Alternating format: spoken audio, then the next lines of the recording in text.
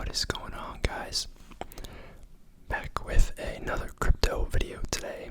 I know it's been a while since I made a video. Pretty busy, and it's the holiday season, but I'm trying to stay on track and post a couple videos a month. Hopefully next year, so like in a couple weeks, my work schedule will change and I'll be able to make some more content more consistently. This channel's definitely something I'm interested in, pursuing long term. I've just been trying to balance a lot of things in my life right now. But in the spirit of trying to learn more about crypto, I thought it'd be kind of fun just to go through some lists online of surprising facts or facts that people don't know about crypto. Now, I know these aren't full-on finance sites like Finance Buzz. It's just a random finance site. None of this is financial advice. It's just for entertainment. I'm just giving my opinion. Take it with a grain of salt. Consult a professional before you invest. But also, I haven't fact-checked this stuff, so if it smells like BS, because you guys know crypto better, let me know. But we'll get into it. This one is by Finance Buzz. It says democratize financial independence. That's the site. And this article is 16 surprising facts about cryptocurrency that even some experts don't know. Ooh la la. The first commercial Bitcoin transaction was for pizza. I've heard about this one. The guy paid 10,000 Bitcoin for what was about $40 worth of Bitcoin, which would today be worth $350 million. I have heard of this. I'm sure it's not the first commercial Bitcoin transaction, but it's the first well-recorded one. So I think that's the one that everyone looks to. I think I saw some interview. They interviewed this guy who made the purchase originally, and he was just yeah, I wish I had kept it, because it's life-changing money. It's like winning the lotto type money. Next one is there are more than 7,300 cryptocurrencies in existence. As of November 2021, there were more than 7,300 cryptocurrencies in existence. Well, you can't buy them all in exchange. They are out there, some of them requiring their own wallets.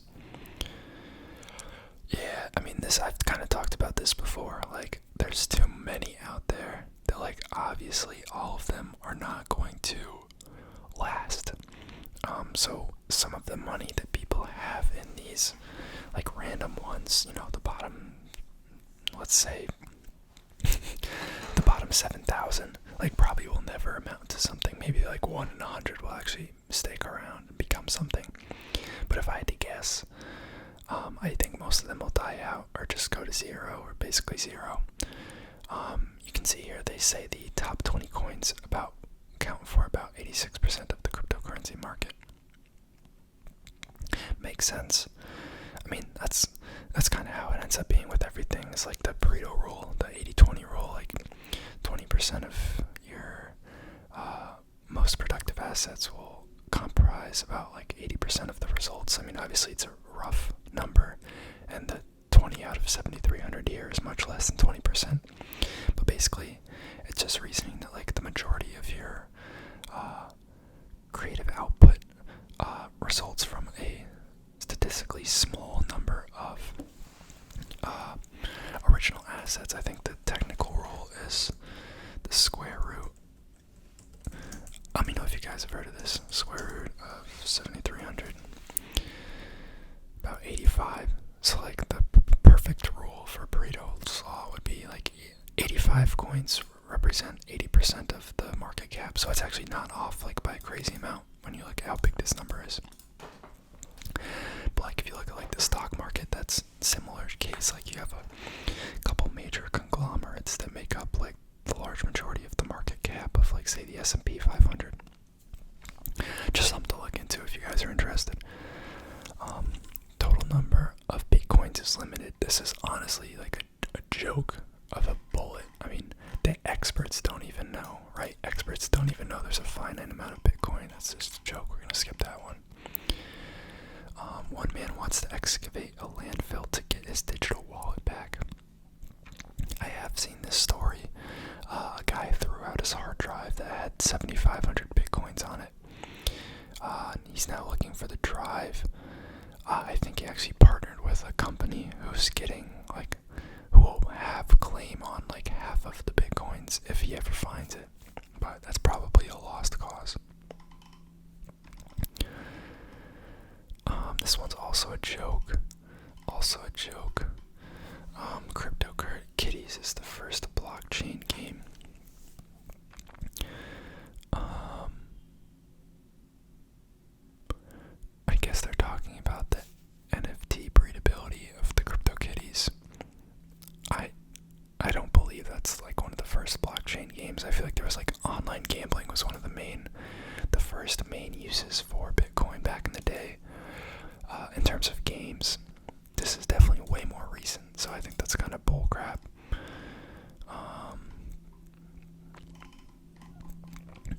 NFTs aren't currencies. Yeah, we know. Dogecoin started as a joke. See what I mean? Some of these are just a little iffy. Some of them are cool, but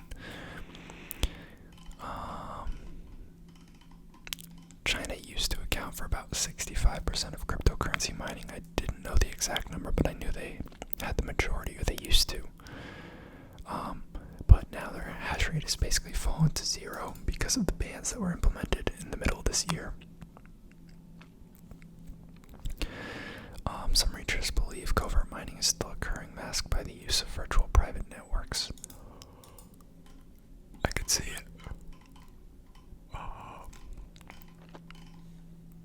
Yeah, honestly, not impressed with that list. Let's try this other one. So this one is 44 amazing cryptocurrency statistics you need to know.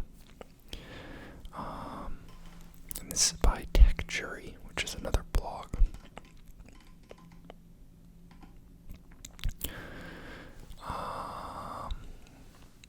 Anticipated global blockchain market will go to 23.3 billion by 2023. I don't know what that means. Bitcoin is already over $1 trillion market cap, is it not? What do they mean specifically blockchain market? I don't know what they mean by that.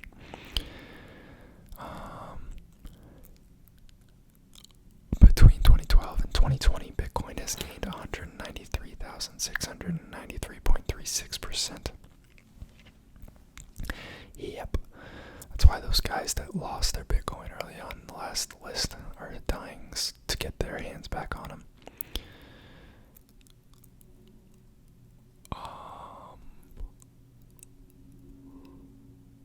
The market size for cryptocurrency will get to... See, that's smaller than the current market cap of Bitcoin, is it not? I don't understand that. Turkey is the country with the highest rate of cryptocurrency adoption. I did not know that. That's pretty interesting if true. So what? Do there convenience stores and grocery stores accept crypto? That's a pretty high adoption rate.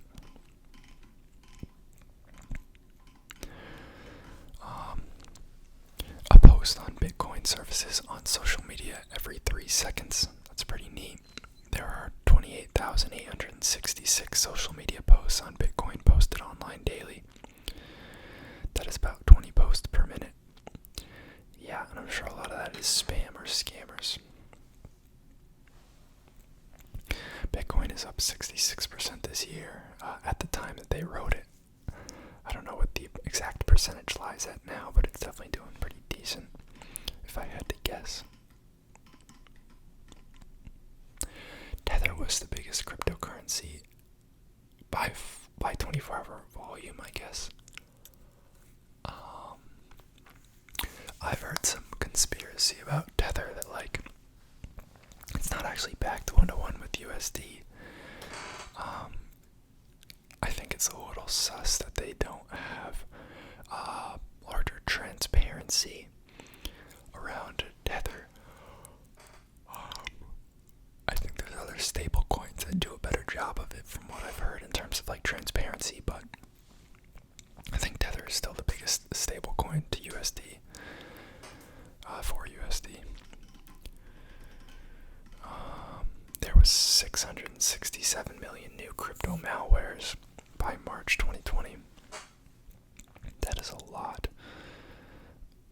It can mine crypto in the background without arousing any suspicion in a process known as cryptojacking. That's pretty interesting. I have heard of that before. I just didn't think it, like, what are the odds that they can mine, like, with enough hash power to actually be profitable? But I guess if they're doing it to, like, millions of people worldwide, maybe they could get it. We saw this similar stat here to the last list. There's over 300 cryptocurrency exchanges as of last year, which means there's probably even more now. This list says that Binance was the largest with, I think that's BTC was next, and Hidex Exchange took third. I'd imagine that Coinbase is probably up there now, because the US has seen such large growth in the past, like, year. That was in February, so I'd imagine Coinbase is probably up there, but I could be wrong. Maybe the bulk of people don't want to use US exchanges, maybe that's why. There are 14,915 Bitcoin ATMs around the US, around the world, I guess. Genesis Coin is the largest manufacturer of the devices. Between them and then company in second place, they own 64.6% of the market cap. It's a pretty big cut. I never really like these confidence indexes. I don't understand the usefulness of that. I think they're probably pretty inaccurate, and it's not a good predictor of, like, crash or bubble territory or anything from the data I've seen, but there are about 900 new coins in the market every day.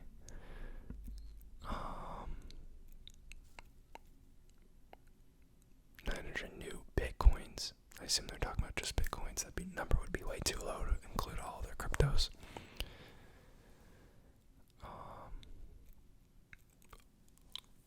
It's got to be Bitcoin.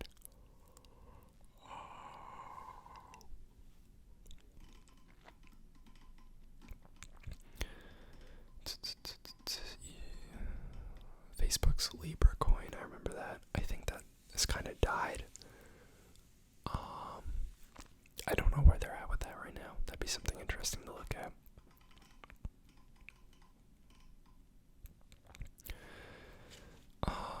Bitcoin alone accounts for 6 billion of daily online transactions. Really? Is that just like trading volume? I'd be surprised if those are actual purchases. It's probably just trading volume, in which case I don't think that's a fair comparison to Visa and MasterCard because they're actual purchases.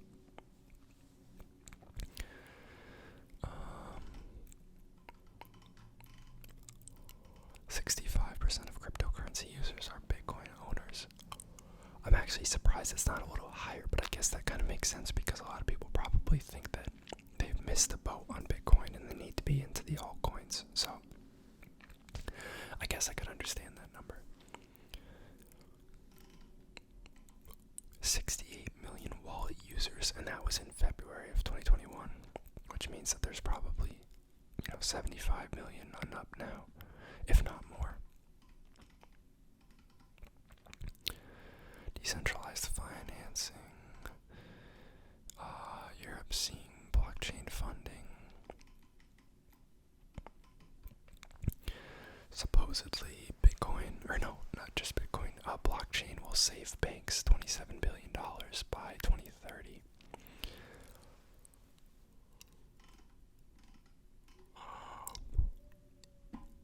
Here's a call out of Coinbase's user base.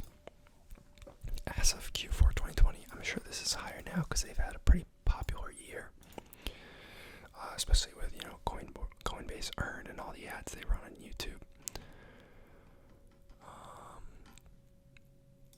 This is contradictory to what they listed up top. Although I guess this is South America, I'm sorry.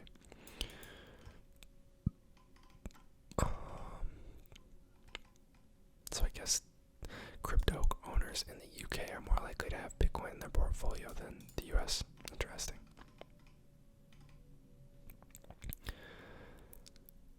Yeah, China has their digital currency. I'm not too up to date on like what's going on with that now.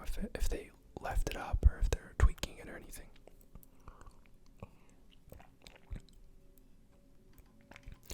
There are 1,000+ U.S. corporate blockchain projects in the pipeline as of late 2020.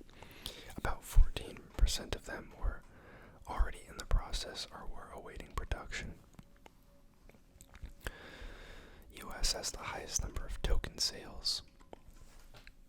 Nigeria was the leading country for cryptocurrency ownership and usage with 32% in 2020. China controls. That's not true anymore.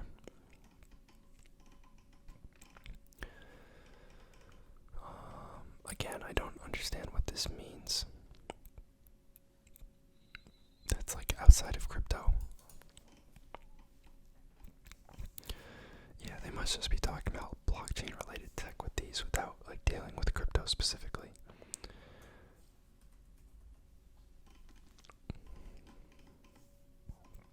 I think ICOs are kind of scammy a lot of the time. I think the US has kind of cracked down on them, but I don't really know the current legal standing of them. Yeah, right here. 80% of ICOs in 2017 were scams to either defraud people or raise funds for more important cryptocurrency projects. Interesting.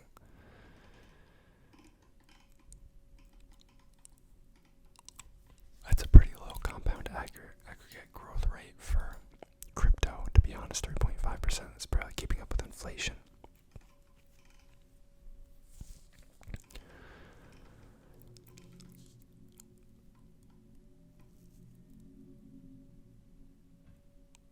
I don't know how much, like without knowing how many Bitcoins this mines, I guess. It's hard for me to comprehend this because I'm not too familiar with mining.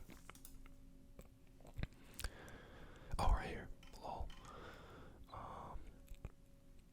46% gross margin. Interesting.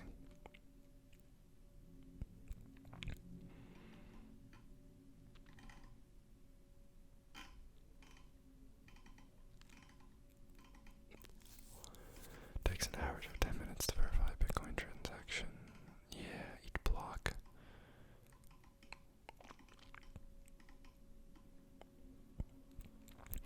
What is this jacking?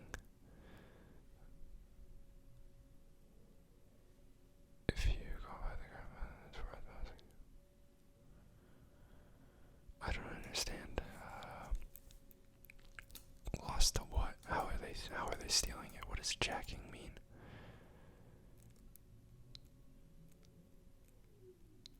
Maybe jacking is what they were talking about earlier, where they use malware to get onto someone's computer and then mine crypto with it. Because it's untraceable.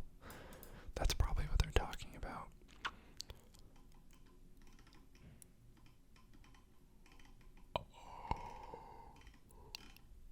Pretty neat list. This list was definitely better than the other one. Let me know how many of these you guys didn't know, if any. I think a lot of you guys are probably way bigger fans of crypto than I am. So, forgive me for being a rookie, but trying to get more into it. Stock market, I think, is still where my passion lies right now, but, maybe we'll come around. Other than that, I'll see you guys next time.